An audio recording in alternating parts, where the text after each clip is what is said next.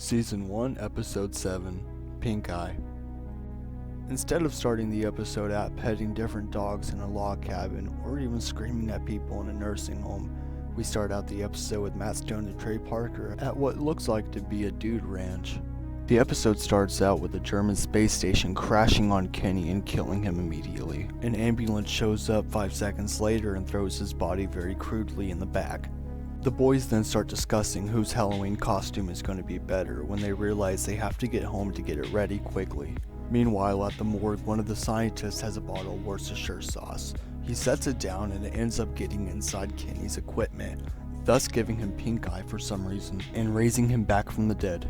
He escapes the lab and bites both of the scientists, thus making the virus spread. The next day, Kyle and Stan are at the bus stop discussing who will win the 2-ton candy prize. Kyle makes fun of Stan's Raggedy Andy outfit due to Wendy supposedly going as Raggedy Ann.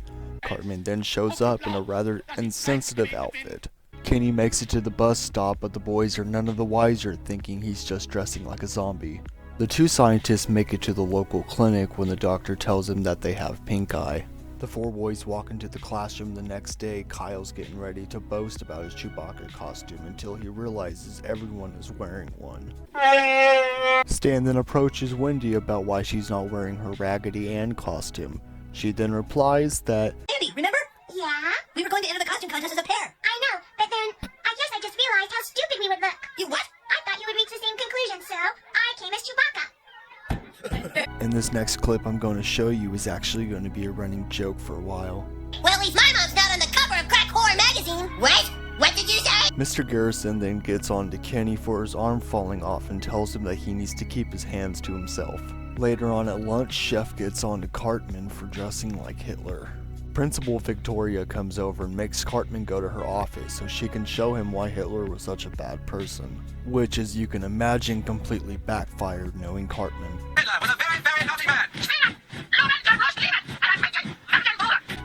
Principal Victoria comes up with a smart idea to make him a costume.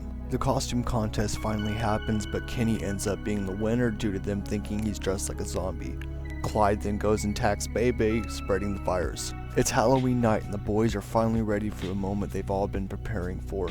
Meanwhile, Chef is watching the news about the virus. He then tries to warn Officer Barbrady and the mayor, but they can give less of a shit. The boys show up at Chef's house as he's ready to attack them until realizing it's them. They then come up with a plan to go to the morgue and investigate where the very first victim was. While at the morgue, we do get this funny little bit. I found it! I found it! What?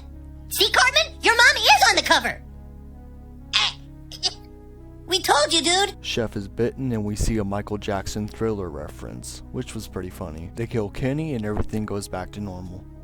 The next episode is called Damien. Cartman is passing out invitations for his big birthday next weekend, when he doesn't give one to Pip. If you thought being the new kid at your school was hard, try being the son of Satan, Damien. Cartman acts like he's gonna give him an invitation to his birthday party, but decides to mess with him. Cartman then jokingly asks him if Stevie Wonder had cut his hair. This makes Damien flip his desk.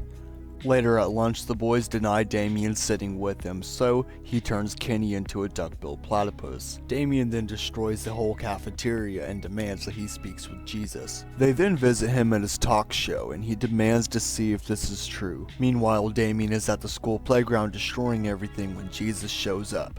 Satan then challenges him to a boxing match. They're both weighed, and when it comes to Jesus being lighter than Satan, everyone starts betting their money on Satan. Jesus is completely getting his butt whooped, so Stan gives him a pep talk and it ends up working. Jesus barely punches the devil and he falls down to the ground, meaning he let him win. Surprise, surprise, Kenny dies and Damien has to go back to hell, which actually makes the boys kinda sad since they were complete assholes to him. So this next episode I'm not really a huge fan of, so I'm gonna read the description. The four boys are at Cartman's house watching the Terrence and Phillip Thanksgiving special on television.